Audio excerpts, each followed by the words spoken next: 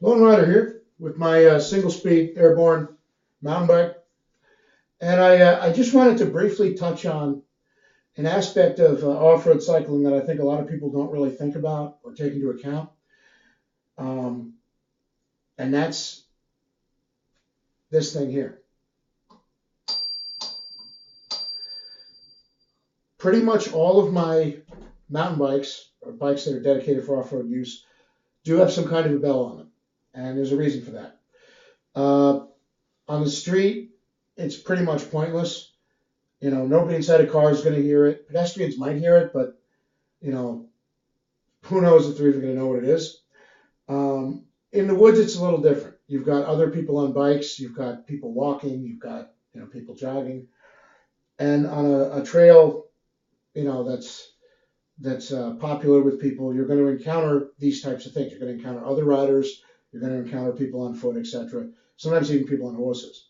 And what you need to do in that case is you need to be aware that if you're coming around a bend or somebody else is coming around a bend, you need to provide some kind of a warning, some kind of a signal. You also need to ride responsibly, so don't go too fast around blind corners, etc. But when I started riding in the woods, I felt very quickly that I needed to provide some kind of a signal coming around a bend to avoid. You don't want to be that guy, that startles somebody or puts a bad taste in their mouth about cycling. You don't want to be that guy that everybody thinks is a jerk. And so,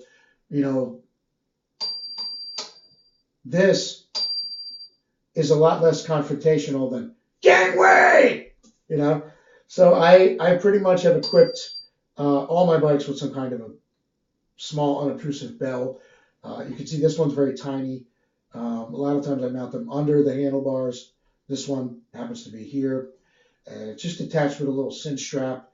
And they're inexpensive and they're there. It's not something that you're necessarily going to use all the time, but if you do feel like you need to use it, it's a lot better than hollering, right? So just a thought, something that everybody should consider if they do ride in the woods avidly. Um, it's not something that people really talk about, but I did want to bring it up because pretty much all of my mountain bikes have these, and there's a reason for that. It's just to try and keep things safe and just try and keep things cool and non-confrontational. And again, you don't want to be that guy that gives other riders a bad name or that comes across as a dick. So